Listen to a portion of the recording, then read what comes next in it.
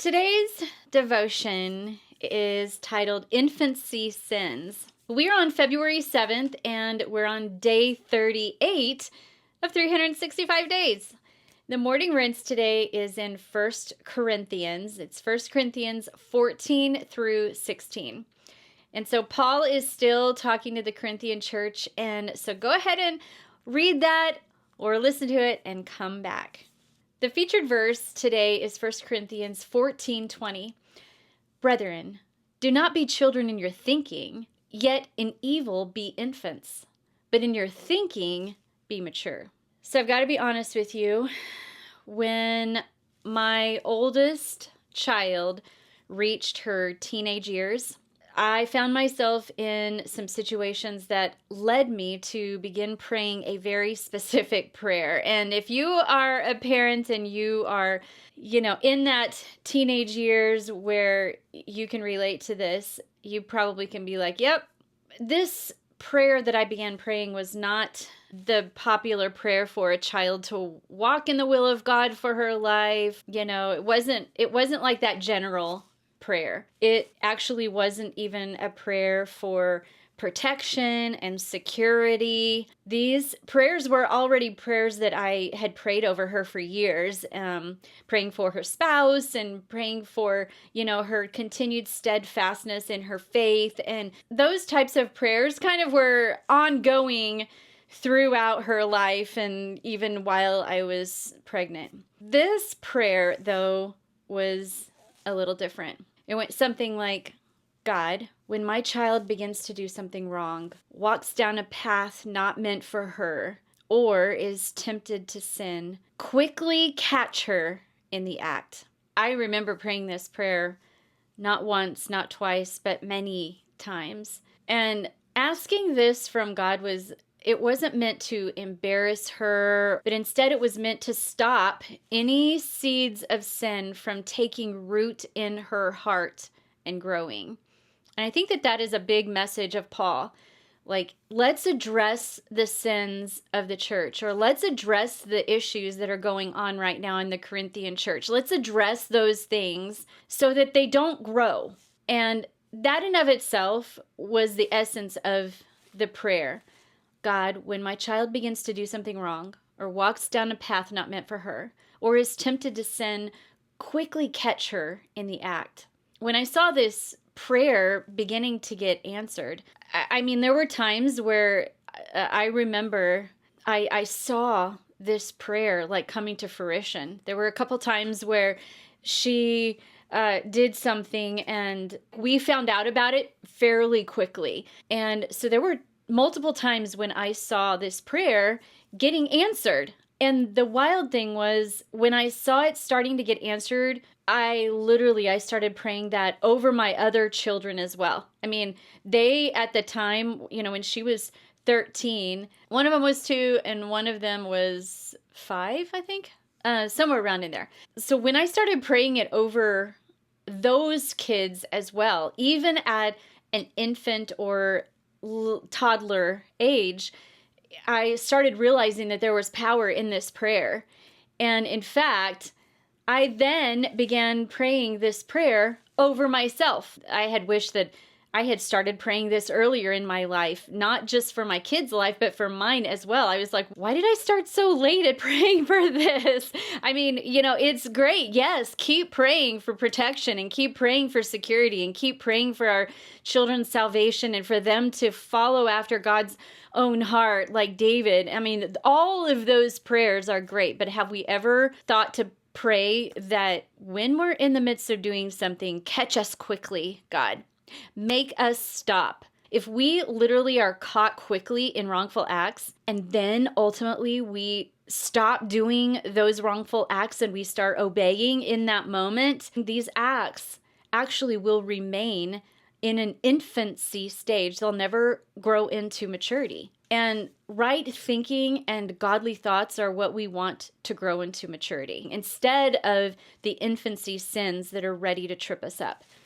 And that's what I wanted to focus on today, because Paul is wanting us to not have the sins grow into maturity.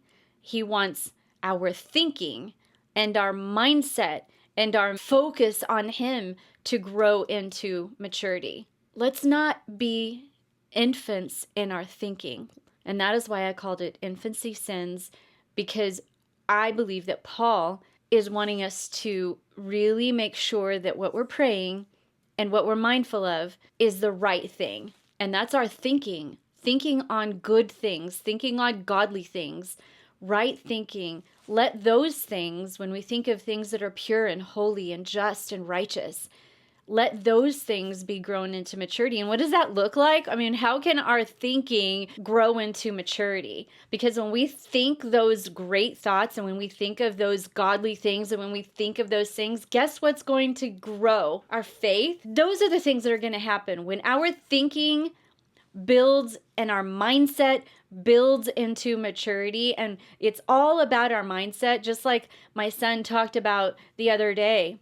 When our thinking is mature, but our wrongful acts are stopped and remain at infancy stages. Can you imagine the Corinthian church? Can you imagine our church of today and where we would be at if we all focused on our rightful thinking? Wow. So today's challenge to dig deeper is I want you to put the prayer that I mentioned in this devotion over your life and over your loved ones' lives.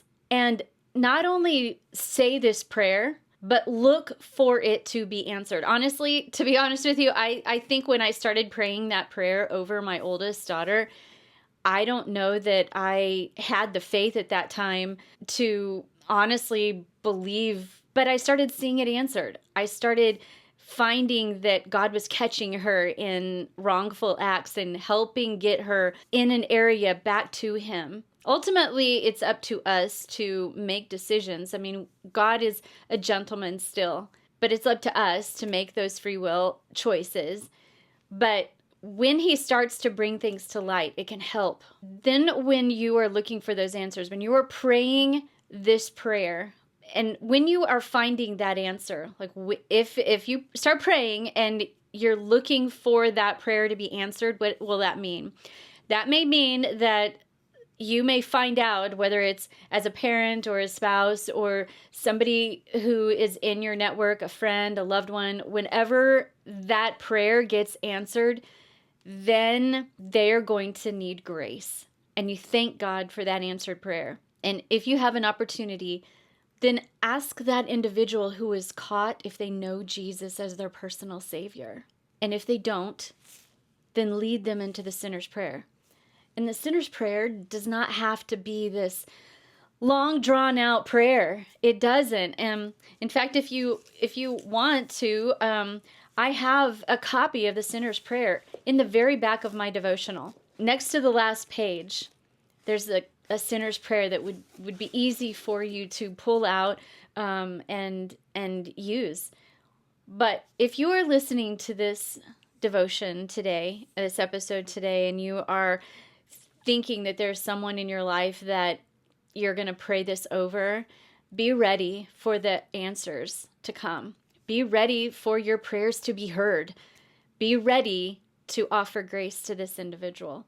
Be ready for their lives to be changed, because I know that for me, I saw the answers. I saw the prayers, and that's why I started praying it for my other two kids, and then that's why I started praying it for myself. It's like, God, whenever I am about to do something wrong or walk down a path that is not meant for me, or I am tempted in sin, quickly catch me in the act and help me to obey. So I'm praying that over all of you guys as you pray this prayer today over your loved ones, over your children, over your spouse, whomever that is. Pray that prayer over them and yourself. And I pray that you see answers and that you see God's mercy and grace in your life. And then tonight, when you pull out your journal, and you start to write, I want you to write down who you were praying this prayer over, and maybe even just write the prayer down again in your journal. To be honest with you, I prayed this prayer for a bit before I saw answers. So you might have to pray this for a bit before you see answers. But you might see an answer today from someone, even if it's a little tyke, and if there is no answer today, just walk in your life and expect it, and then be ready to shine God's love and grace when it comes.